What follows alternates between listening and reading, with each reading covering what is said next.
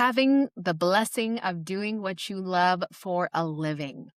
Getting to wake up every day and do your writing, your singing, your songwriting, your jewelry making, acting, whatever it is that you do full time for a living and quit that 9 to 5. That is the dream for so many people. It was my dream for years while I was working at a tech company. And then I did life insurance and then I did personal training. And finally, I was able to build a career in music as a singer-songwriter, a freelancer that allowed me to do that full time and quit all other jobs, work for myself, right? But that took time and a lot of failure.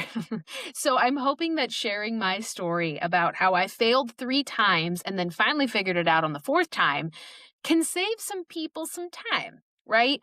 It's important that we all go through our own journey, and I don't regret anything. I'm not upset about the fact that I failed so many times. It hurt back then, but now it's like, wow, I gained so much strength and knowledge, and I grew so much because of those failures. And if it had all gone well the first time, I don't think I would be the person I am today. So I don't regret anything, but if I can save you some time, then great. I hope that I can help. So I'm here to share my story, friends. I won't give you my whole life story. That's for another time.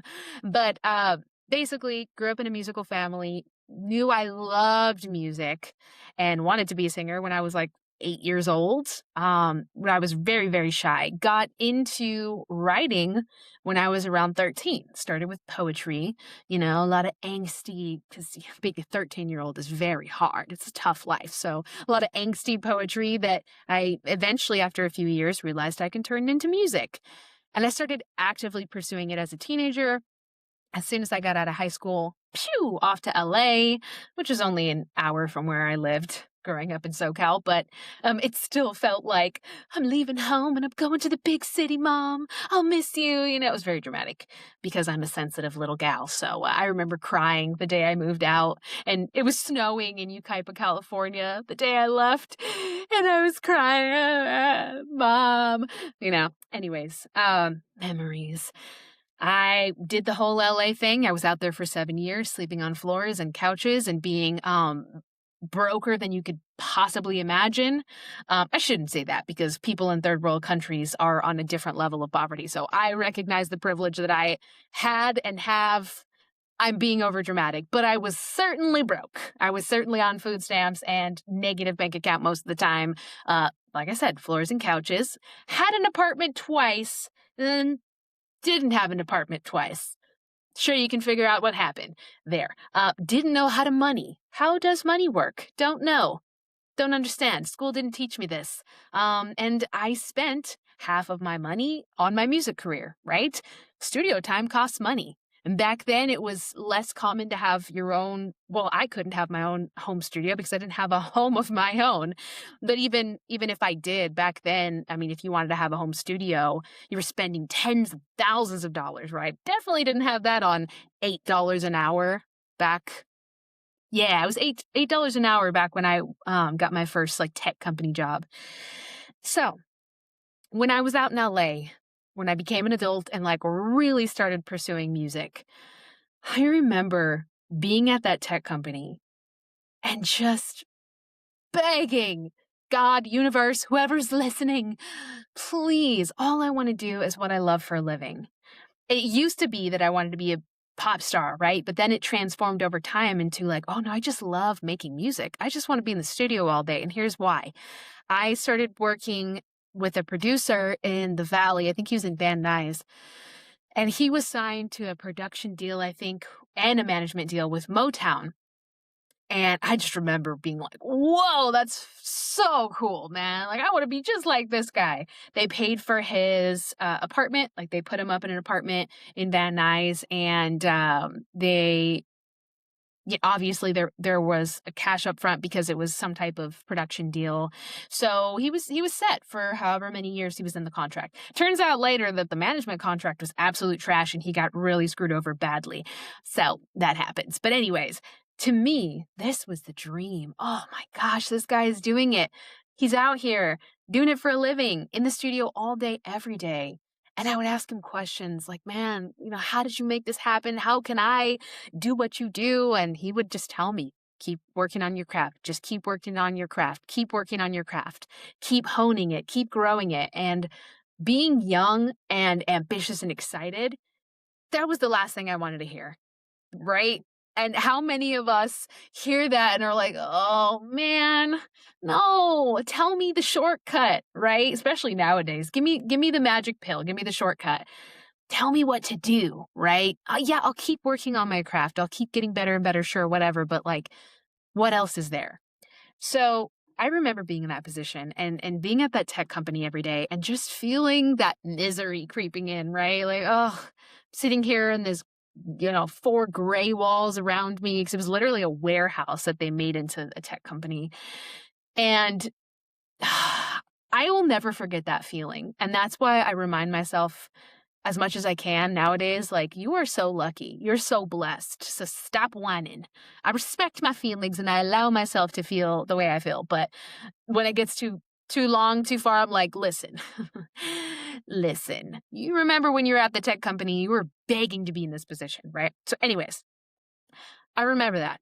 I was working on my music, building it up, doing all the things, putting half of my money into my music career to pay for studio time and photo shoots and all this stuff, and just working so hard for years, sleeping on floors, sleeping on couches, being incredibly broke, having my own apartment twice, losing my own apartment twice because I didn't understand how money worked, and I was spending half of it on my music stuff. And eventually, I took one step in the right direction. When I say right, I don't mean like right or wrong. I mean the direction that was going to lead me to my end goal, right? A step in the direction that was kind of an intuitive hit, I guess you can say. I realized that if I could find a career, well, not a career, just a job for now that was flexible, that I could make my own schedule and I didn't hate, then I would at least be happier and I'd have more time and flexibility to do music, right? So maybe you're in that position. Maybe you're like, okay, well, I have zero time when I get off of work. You work 8 to 5, you get home after traffic. Now you got to make dinner. And if you have kids, then you have even less time and energy, right? You're like, if I can at least take a step in finding something right now that's really flexible, that can be a really great first step. So that was my first initial idea. I didn't understand how I could make singing and songwriting my full-time career because I had no business training, no advice from anyone on how to be a creative entrepreneur. So my thought was you needed a record deal in order to, and if you're a writer, you need a publishing deal, or, you need some type of contract where someone's going to give you a bunch of money and say, we got you, right? Which is so funny because it's like a job. You're basically in that mindset saying, I need to be given money up front by someone who says, yes, you're great. We're going to take care of you now in order to prosper and do what I love for a living. And now I laugh at that. I'm not making fun of anyone who has that perception. I'm laughing at myself because it was like my vision was like this. This is the only way. I have to get a record deal or a publishing deal. Oh, little did I know that my journey was going to be like, pew, pew, pew, pew, pew. So many weird detours that ended up leading me to where I am today. Anyways, so I started thinking, okay, what can I do that's flexible? So I became a personal trainer, right? I was already in fitness. I used to coach gymnastics and cheerleading when I was like a teenager. And before I moved out to LA, like the first year or two before that, that's what I was doing. I was coaching. So I already had experience in fitness. I had great body awareness as a gymnast. What better job than something in fitness? So I did that. I worked at Equinox, the bougie gym in LA. And it was definitely a step for me because I had more freedom. I could, for the most part, make my own schedule. So I had a lot more time and energy.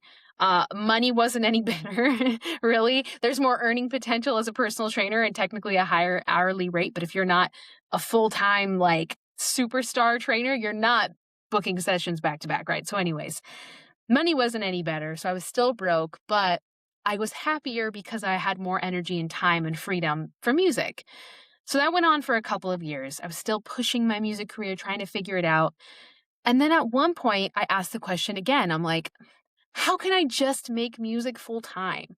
And I was thinking from logic for so long, right? And I want to be very clear. I'm not somebody who's sitting here and saying, like, do not try to learn or make plans or follow strategies and structures. Strategies and structures are brilliant and useful and helpful, and I use them all the time. But when you're thinking from day one, from step one, from strategy, how do I do it versus this is what I want, I am open to all ways and possibilities that are perfect for me in order to make this happen. So I'm going to start kind of feeling around to what might be great for me, right? Instead, we're like, this person did this, so I'm going to do this. This person did American Idol, so I'm just going to keep trying out for American Idol and do it that way, right? Again, someone's going to sweep me off my feet and sign me to a contract and give me $1 million, right? Not wrong. It happens all the time. And if that's the way that you feel like you want to go, great. But we can tell the difference if you are very aware, right? If you have a sense of awareness between something that is a desperate grasping for something, trying to make it work out of impatience and desperation, out of someone else saying, hey, this is the way you should do it. And just being like, oh, okay, yeah, I'm going to make it work. Just like a salesperson with a script. Some people do well with scripts. I'm not saying that it never works, but for most people, when you're like, this is how we sell in this company, and you read the script, and by the end, you sell them, right? I got that with life insurance, and I threw that in the trash because I was like, I've learned from personal training that when I am being myself and talking to someone who clearly has interest in the product and getting to know them, making them feel comfortable, and just sharing valuable information with them, I sell really well. I'm a very good salesperson, surprisingly. I never had sales training. I just kind of intuitively understood how to sell just by using my intuition and gauging kind of that person's interest and energy and making a connection with them, right? I could sell to a big, bulky, super masculine macho dude who's like, what are you going to teach me as a personal trainer? You're not a big dude. You can't even spot me.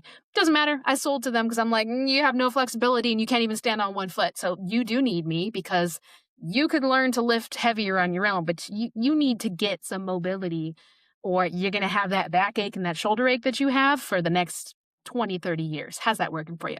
Anyways, I've had a moment for a minute, but point being, I got more flexibility in that, and it felt really good for a while, right? Like, okay, at least I'm a little bit closer. But how do I just make this leap, make this transition? Okay, record deal seems really hard to get. I was trying to think from logic. I was trying to figure it out. And then one day when I was really, really just driving myself crazy at my job, just feeling bored and like I was miserable doing meaningless work. This was not when I was a personal trainer. This was at a different time. I think this was when I was doing life insurance or front desk. Anyways, I've had a lot of jobs. I just said, I wonder, like a curious energy, not a desperate, not a figuring it out kind of energy, but like, I wonder what it'll be for me.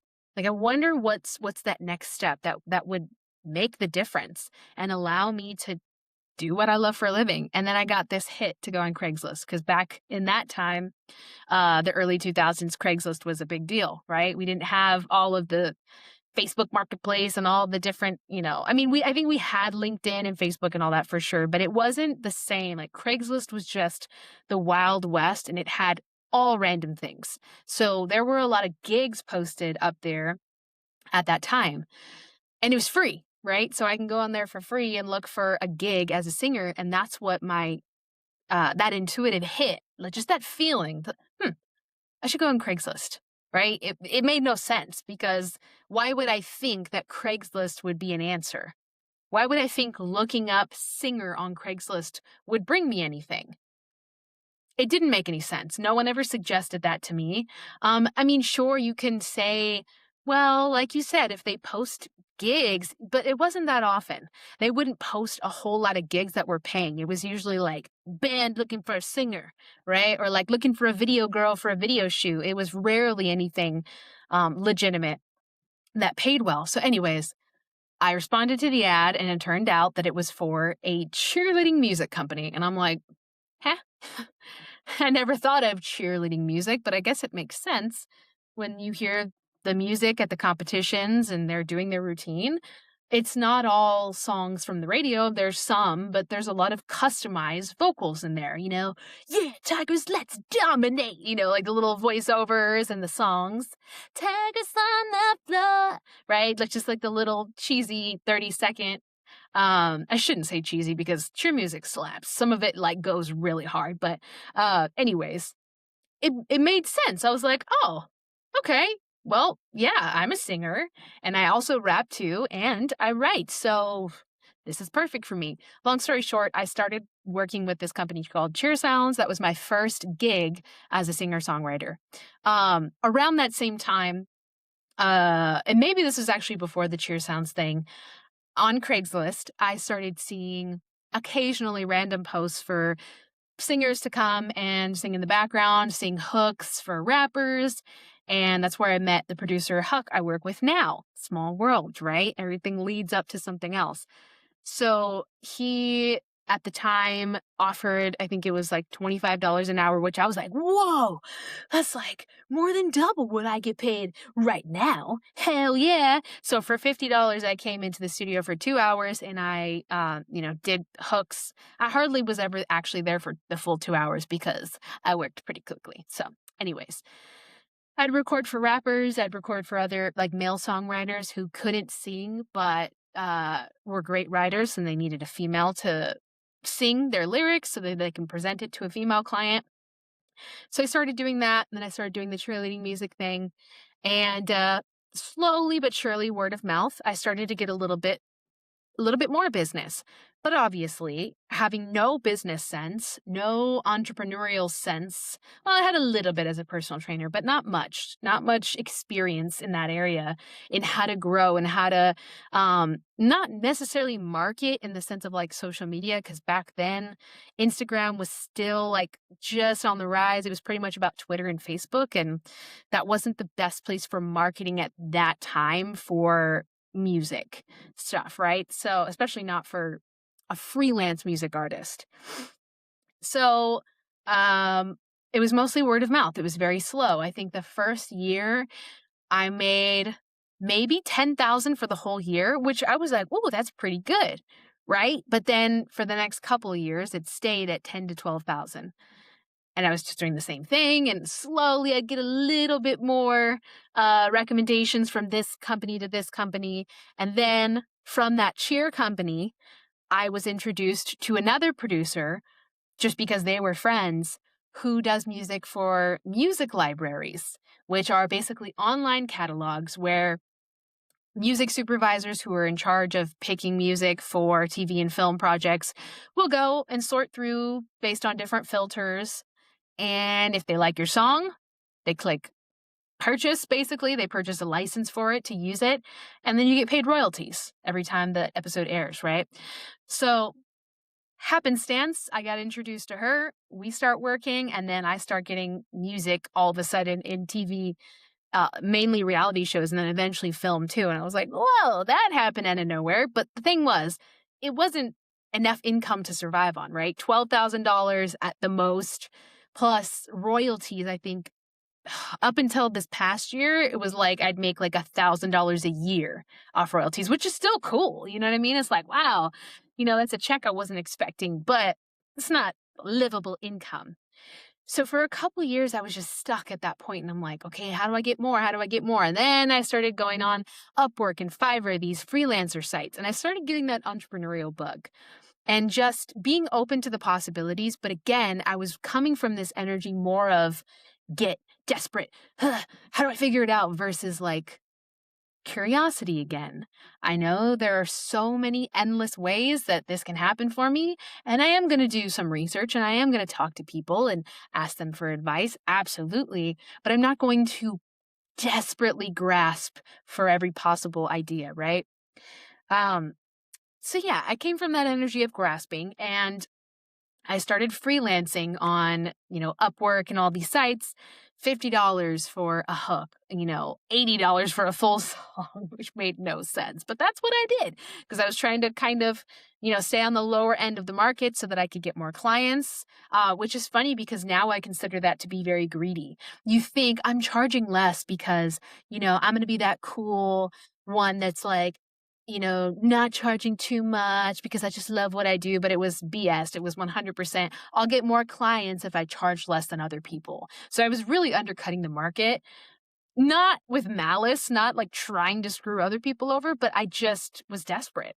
So with that desperate energy, I started booking more and more, more and more and more and more. And my income was slowly growing. And then at one point, it got to the point where it looked like I was just about replacing my current 9 to 5 income. So I quit, of course, immediately. Like the first year that I had made what I thought was pretty close to the same amount, I quit. Because I'm like, oh, I'm just going to keep building clients and getting more and more. And then what happened was because I had no stability, I just had highs from like 6 months of getting this much income. After that initial 6 months, which now I know was the cheerleading season, because it is a seasonal sport, right? So they only need music for a certain part of the year, and then they take a long break for like 3 or 4 months where they don't need any music because the season's over and they haven't started the next one yet. So anyways, long story short, I learned that there is a flow, right?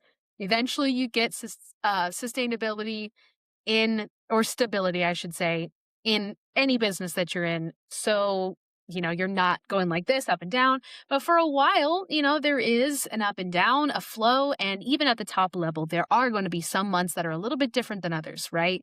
We all know this if we're, seasoned entrepreneurs, but when you're starting out, you're optimistic, right? So anyways, I quit. And then within 6 months, went completely broke, lost my apartment. We did a 3-day pay and quit. I did not get an eviction. I was like, oh, 3 days pay and quit. Well, I'm going to quit. So I just bounced and moved back in with my parents and started over, got a job again, started working, kept doing the music thing, freelance, building that up again. And then it happened again. But, I got new types of clients this time. So this time it's different. And I quit again and went full-time in music. And I failed again. And at that point I had got an apartment again and then lost it again. And then moved back in my parents again, right? And then the third time I actually got to a point where I was creating more stability because I had a more variety of types of clients. So I didn't just have the cheerleading clients. I had built up more of the freelance singer-songwriter, $100 for a song or whatever. At that point, I upgraded from $80 for a full song to $100 for a full song. Yeah. Wow. Would you look at that? $20 more. And I overloaded myself and burnt myself out all the time because I was just grasping. That third time, I was closer, but same thing.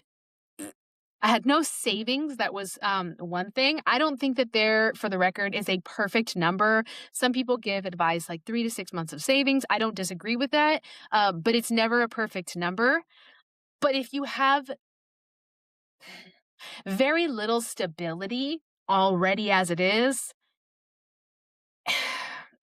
and you have nothing saved, or you have like $2,000, in savings, and that's your savings, you are putting yourself in a position of sink or swim, which can be good at certain times to really light a fire under your butt. But the problem is when we do that over and over and put our back against the wall and we're like, well, we're going to rise to the occasion, we put so much pressure and stress on ourselves that we, again, turn into that grasping, desperate version of ourselves that just wants to make it happen so bad we'll do anything, right?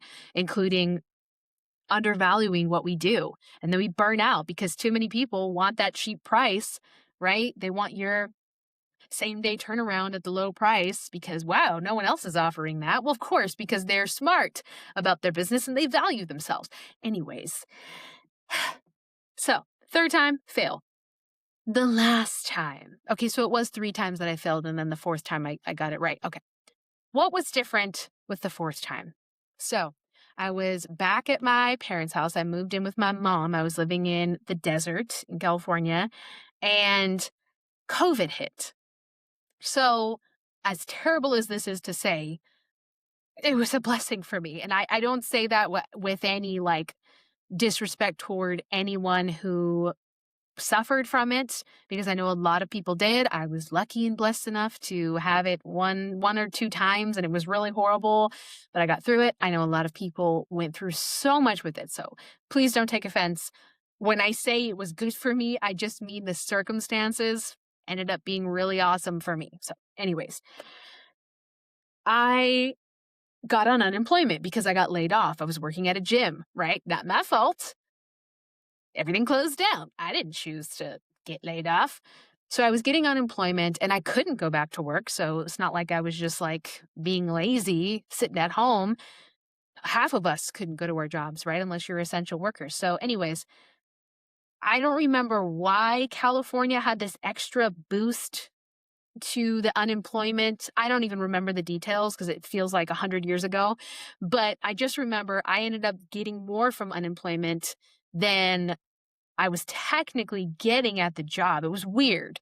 And I'm sure a lot of you who are, in Cali or from Cali, you remember that time, you can explain it. But that's not the point. The point is I was getting paid to stay home.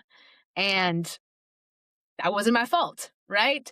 So I was like, well, I might as well do something about this. What can I do with all of this time? Oh, I can start building up a little bit of a reservoir again, because I was still spending money on my music career. I was still putting it into expenses for, studio time and music videos and all that. But not having to go to work allowed me to have all the time in the world each day to experiment with things and to see, what other areas can I offer my services? What other ways can I offer my services? And start to save up to have a little bit of a cushion, right? A little bit of a savings so that the next time I just thought about it, I'm like, okay, well, 3 times in a row, we've done this without stability and without any type of cushion. And I don't mean cushion. I want to be very clear about this. I don't mean cushion like if it doesn't work out, backup plan. I mean cushion like things are always like this. So let's just create some type of stability so that no matter how things are going, because when you're an entrepreneur, unless you have a certain type of system initially, payments come at all different times, right? Again, it depends on how you have yourself set up. Eventually you want to get to a point where either everyone gives you a deposit or pays up front, or, you have a very scheduled invoicing system. But when you're first starting out and you've got a ton of different clients you're freelancing with, or you're using freelance sites, they release funds to you after a certain amount of days, right? Casting sites are the same way. It's like 30 days sometimes. So point being, once you have, some type of cushion. It's really just there so that if you're not going to get paid for 30 days and you're like, oh, I thought I was going to get paid next week for that. Now I got to wait. Those things happen. So it really is just a little bit of a cushion, plus enough variety in what you're doing that, unless you're dominating one thing and you're just freaking crushing it. If there's one thing that you absolutely love to do with your art, and you're going all in on it, that's great. But otherwise, having that variety of different ways, right? Different eggs in the basket that represent income. I realized that that was what I needed. So once again, though, I did not do it from this place of inspiration and curiosity. I was doing it from this place of let's figure it out and forcing on. Anyways, so the last time I got it together because I had saved enough to where I had a comfortable cushion and I had extra. So with that extra, I finally did the thing that I just mentioned where I got curious and I said, how can I really 2x this, right? How can I take it to the next level? I just feel like there's something missing. And I just stayed open to whatever answers were going to come through. And I did my research. I looked at marketing. I took a marketing course. I tried to learn how to market myself and do Facebook ads, right? I did the doing. And most of it didn't work out. Some of it was helpful. I learned a lot of tools. So I'm not saying that me just like taking action was a bad thing, but the alignment that happened was I was on a marketing Facebook group trying to learn. And I had posted kind of a question and a comment about marketing as a music artist for my services. And this lady, her name's Justine Beauregard, commented on it. And she said, interesting. Sounds like what you really need is blah, blah, blah. I scheduled a call with her. She told me her program was $4,000. And I was like, huh? I'm sorry, $4,000? At that time, I could have got a car for that, right? Back then. So yeah, that seemed like an insane number, but it was one of those intuitive hits that just felt like an absolute yes. It wasn't a desperate grasping, answers kind of situation. It was like even though it was scary and it felt like, oh my God, that's a lot of money. It's a big deal. There's also a peace and a knowing, which is what I consider to be truth, right? And an effortlessness. Even though it was a lot of money, it felt easy to give away. It felt like there was just like an ease with it, a flow with it, a next logical step, or a logical next step is what Abraham Hicks says, which I love. Even if it doesn't make sense, it somehow seems like, oh yeah, duh. So I invested the $4,000 and I coached one-on-one with her for months. And she taught me the business principles. What are your skills? Like, oh, you're a natural salesperson. Cool. You're great at building relationships. Let's capitalize on that. Let's look at what you already have. You already have a portfolio of working with cheer sounds, right? With the cheer producers and with these freelance clients doing, writing songs for them.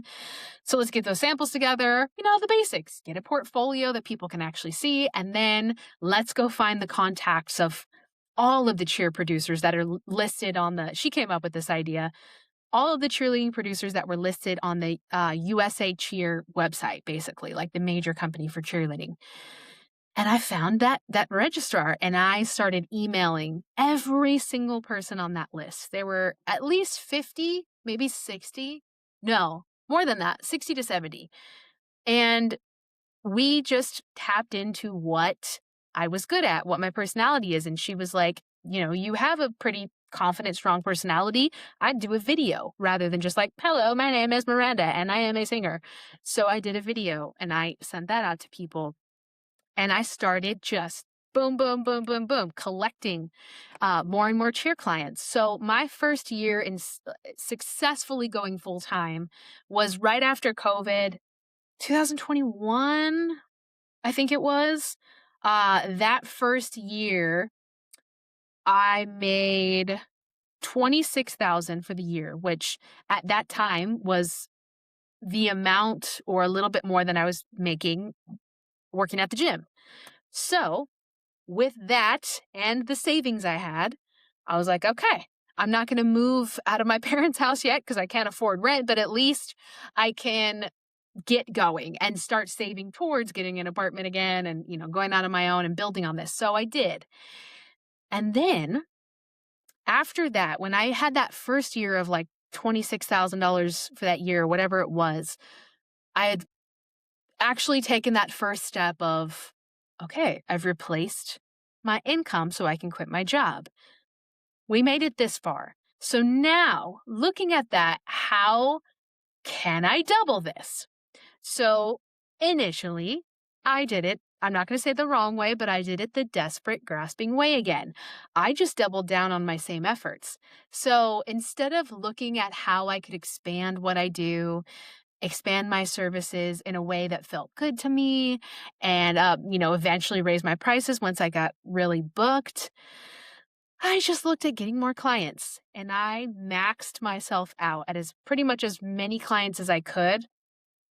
And that next year I made $50,000, right? And I was like, oh, okay, I'm popping. But I was absolutely exhausted and completely burnt out. And I still didn't learn my lesson. So then the next year, I had found Songfinch, which is a company that does dedication songs. And I'm like, cool. Now I partnered with another really great company and started doing music with them. And then my income in 2023, shot up to like 83,000. I was like, ooh, okay, I'm on the rise, baby. But again, now more exhausted than ever. And what happened was I started to really resent it. Even though I was doing the thing I loved, was it in the exact way I initially wanted it to be, right? Like making my own music and having it go viral and me being, a full-time musician based on that or writing songs every day for Rihanna. Like, no, I didn't achieve that. But was that why I was unhappy? That's what I thought at the time. Well, I'm just not happy because I'm not going to be satisfied until I get, the career I really want, which is this.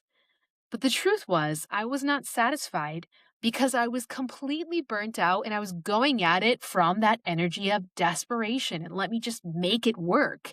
And so I just kept adding more to my plate, adding more to my plate, adding more to my plate instead of opening up and being curious again like I was in the very beginning, right? When those intuitive hits came and those effortless, yes, let's do this, boom, 10 more doors opened up. I strayed from that. And so for the last 3 years, I've interestingly, up until now, for the last 3 years, I have stayed at the same income level 2023, 2024, 2025. Now in 2026, I'm projecting quite a bit more. I'm going to pass six figures this year. So, what's changed? Again, those 3 years back to back, I was hustling and grinding and just desperate. And I was still willing to take on things that I didn't enjoy, still willing to undercut the market, still willing to, be that cheaper. Like my value was great, but I was devaluing my services by being the fastest and the cheapest. Maybe not the cheapest, but pretty dang close. And so everyone loved me, right? Oh, you're the best. You're the best singer that we have on the team. Yes, I'm sure that part of that was my value, but a lot of it was because I was doing it fast and cheap, right? I felt so cheap. Anyways, I realized that over this last year. Last year, it hit me like a ton of bricks because I got very sick. I got horrible esophagitis. I had to have surgery. They had to widen my esophagus because it was closing like this. Burp, because of acid reflux and damage, right? And that was from singing so much, not resting enough. And I had taken this step last year again for a moment. It's like I had these moments of, I don't want to say brilliance, but like, inspired moments where I said, I'm being curious and open instead of grasping. And I said, I just feel like there's something else that I'm supposed to do that's really going to inspire me, but I don't know what it is. And then voice acting came into the picture and it was like, oh my God, I fell in love and it was the most amazing thing ever. But I very quickly put the same energy of hustle, hustle, hustle, hustle, figure it out, make it happen into that.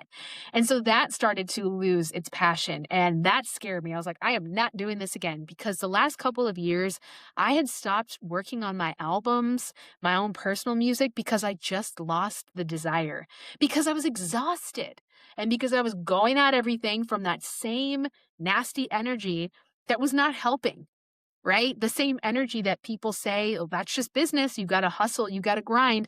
Yes, you have to put effort forth consistently and you have to wake up and do the thing, but that doesn't mean that you have to devalue yourself and your services and pay your dues. That's a bunch of crap.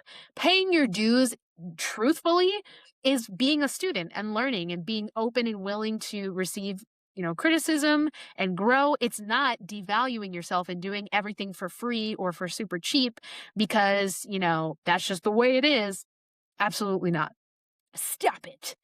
I did it that way and I ended up with esophagitis and I am still recovering from it a year later. It's gotten a lot better.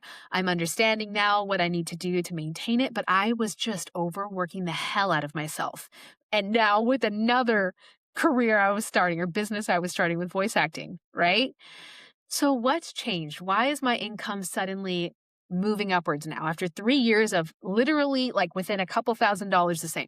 First year was 83,000, the next year it was 80,000 and last year it was 85,000. So what changed was going back to that state of curiosity. Why curiosity? Because when you're a kid and you have that big dream, oh, I would love to do this. I'd love to do that. There's this excitement and this wonder and this passion and joy. And yes, when you get into the nitty gritty of taking the action and doing the business, there is more structure involved. And yes, you will learn strategies and do things a certain way in order to make things happen. But it has to start from a place of curiosity and fun and joy. If it doesn't, it leads to burnout, undervaluing yourself, my whole 3 years of stagnant energy, right? There's a reason that so many people go after what they want, actors, singers, football players, whoever it is, and they get there. And at first they're like, woohoo, I did it. This is so amazing. And then they get really depressed and really stressed out, or they turn to drugs, or they have all these mental health issues going on. It's because they pushed so hard and they forgot to enjoy the journey on the way. And they just reached and reached and reached out of desperation, like I did. And they got to where they wanted to be, but it's like, at what cost? My relationship fell apart. I'm exhausted. I'm sick. I need drugs to keep me going. My mental health is a mess. My physical health is a mess, whatever. Versus the people who, I don't know Jim Carrey's full story, but I do know that he had this same mindset of, I'm envisioning what I want and I'm moving towards it consistently. And I know it's happening. And I trust that the path, even though it looks like it's going like this, right? Sometimes that random job you did for 1 year that you think is so opposite of what, your dream career is. And it was so boring. And how could this be related? You met one person who 5 years from now is going to introduce you to another person who happens to be a producer, a writer, whatever at this company, and boom, a huge connection's made, right? You have no idea how often that happens. And he's an example of somebody who clearly walked in the assumption of knowing that it's unfolding for me. I am taking action every day. Yes, I'm going to research and learn, but I am also going to do it from the energy of curiosity and passion. Who's more playful? That I'm spitting. I'm so excited. Who's more playful than Jim Carrey, right? He's got to be one of the most goofy, fun, playful people on the planet. That energy of playfulness, right? And curiosity and being open while you're doing the action and the movement is what opens you up to the right opportunities. Because, if you're a spiritual person, you believe that you're in alignment, and then, God, universe is going to give you signs and point you in the right direction. If you're not a religious or spiritual person, it's simply the understanding that when you have a clear mind, because you're in a better emotional state, you make better decisions. You're going to look at all the opportunities and have better discernment because you're not a stressed out mess. When you try to find something that's lost, you can't find it when you're stressed out and you're in a hurry. How does that go for you? You can't see the keys that are right in front of you, like on the floor, because you're like, where are my keys? Oh my God, right? But on a day where you're like, oh, shoot, I can't find my keys. Huh. All right, well, let me go to the bathroom and I'll come back and I'll figure it out. You go to the bathroom, you come back, you're like, oh, they're on the floor. No big deal, right? It's just different. There's a clarity that happens. So after I got sick last year, I started really thinking about this. I started going to a therapist again and just working through all this and trying to understand what was going on in my head. And I realized that I was just saying yes to everything and overwhelming myself out of desperation, out of lack of trust that my journey would take me to where I wanted to go if I stayed, inspired. I stayed on the path and I just kept moving forward one step at a time and didn't worry about the speed at which things were unfolding. Because that's been my pain point. My Achilles heel has been impatience, wanting it to happen now. I wanted to be famous when I was 16 and it didn't happen. And then 21 and then 25 and then 27. And then I finally realized that I didn't want to be famous at all. I don't care about that. But the point is, desperation because of impatience has always been my pain point. And you'll start to recognize patterns over time when things are funky and you're trying to get your art out there, you're trying to get your music out there, and you're just coming up against walls and walls and walls and walls. Take a minute and maybe try to identify some patterns that are going on with this. What emotions am I feeling over and over? Okay, what thoughts am I thinking over and over? What behaviors are happening here that might be related? In my case, again, it was feeling impatient, getting desperate, trying to grasp at anything I could possibly find and try to force it into being. And that always led me to burnout, exhaustion, and disappointment. So many opportunities that I thought were going to be the thing that fell through, or that turned out to be, somebody who was a total snake oil salesman. That happened to me a lot of times where someone's like, on Instagram and they're big and popping and they've, all their videos are them driving these fancy cars. And then I find out that they make the same amount of money as me, which is not a bad thing, but they're promoting that they're going to make me, a superstar if I star in their music video or their film that they're making or something. And that stuff doesn't happen. You don't get taken advantage of when you are in that clear, open, curious state. Not what's the word? Not naive, not head in the clouds, like, oh, I'm just going to listen to what everyone else says. No, it's actually the opposite. When you're really in tune with your intuition and what feels good to you, then it's almost like those things don't even come up. It's weird. It's Abraham Hicks also says like, they can't rendezvous with you. It's like it's so rare that when you're in that state of calm and moving from inspiration, it's so rare that those shady situations and people even come into your path. And if they do, you see it so quickly and so clearly.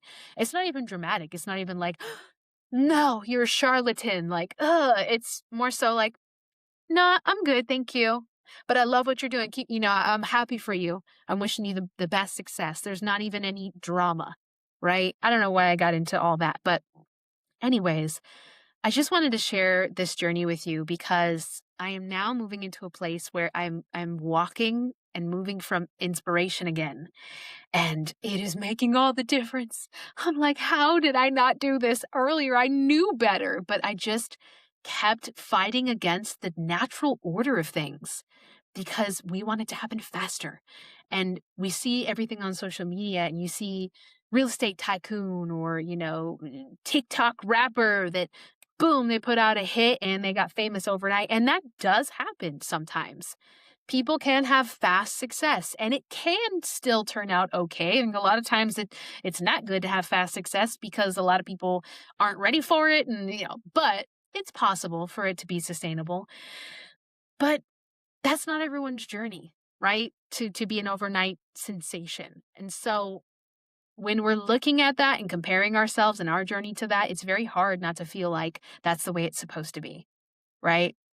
But stay open, stay curious, right? I'm not going to tell you, save up for 6 months and then, get this many clients and then you're ready to quit. Because even if you have a perfect 3 to 6 months savings and you do all the right things, I think if you're not moving from the right energy, if you're moving from that desperation that I just want to quit my job, right? It's good to have a fire under your butt and to be motivated. That's brilliant. I highly recommend finding a way to motivate yourself like that, right? Giving yourself a deadline or a goal. Great. But still do it from the energy of like, I'm excited to see how this works out and what my next step is and how this is going to come together, right? Be like a child. That's like the answer to everything, right? Don't be naive, but be like a child in the playfulness and the openness. Okay. And yeah, things are picking up for me faster now and in more interesting ways. The jobs I'm booking are more and more interesting and cool. I got the opportunity to sing and do a voiceover. And it was literally because some random producer who I think his team is from Peru, like he's not even from the States, found me on Voice 123, which is a casting site, found my profile. It has my email on it. He reached out to me, thought it was a scam because, it was like broken English and it was random and like the name was like in bold letters. And usually when you see a lot of bold typing, it's like, oh boy, here comes a scam. Turned out not to be a scam. But yeah, like stuff like that, these random gigs that are coming in that are very well paid, more money than I ever made in music before. I'm making more money in voiceover now than I'm making in music, to be honest with you. But I'm doing both. I'm doing both. I'm keeping what I'm doing in music, changing that. I let go of a lot of things that I don't like anymore. I don't want to do dedication songs anymore, so I'm not doing them. That was a huge chunk of income. That was $25,000 a year.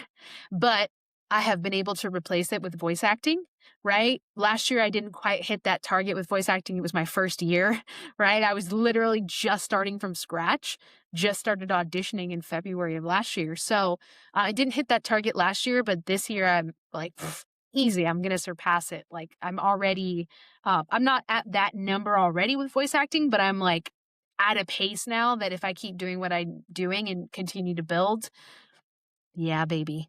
And I don't say that to brag or flex. I say it because again, I'm moving from the energy of that playfulness and I've stopped obsessing over the numbers and check on the numbers every once in a while to see where adjustments need to be made. I'm not really getting a lot of auditions. That's weird. Okay. Well, I wonder how I can fix that or how can that be adjusted? And then I feel the intuitive pull to share it with a certain person. That certain person recommends that I check out Jesse Carroll, who's a very popular voice actor who's been in the game for 8 years or more, who makes, over 200,000 a year in voice acting, so he knows what he's talking about, and he knows the casting sites and the algorithms very well. So I joined his school community and I started learning, and I took his advice on changing my profiles. And boom, I'm getting more auditions now, right? But that was not from that grasping energy. That was from, hmm, I wonder how this can happen. I know the answer will show up.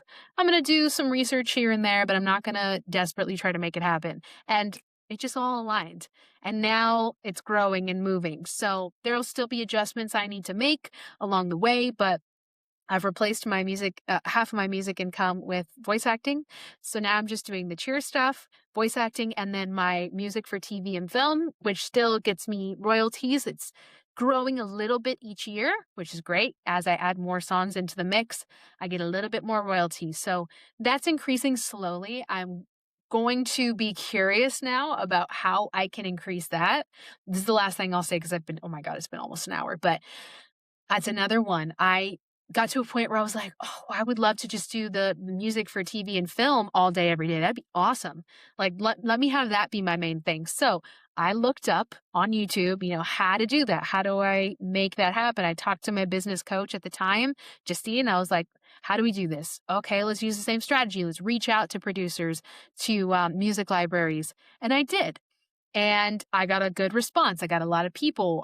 But at that time, I'm like, if I want to do this full time, the only way I can think of with my logical mind is that I need to start producing my own beats so that I can create the songs from scratch 100% myself instead of relying on at the time, producers would come to me, bring me beats, instrumentals, and say, hey, write and sing to this. And we'll pitch it to the music library for this TV show. Boom, great, fun, split it 50-50. But I'm like, I could, pitch every single day if I've got if I got a new song every week. Okay, every day is too much, but once a week I put out a new song, I can pitch it to these companies.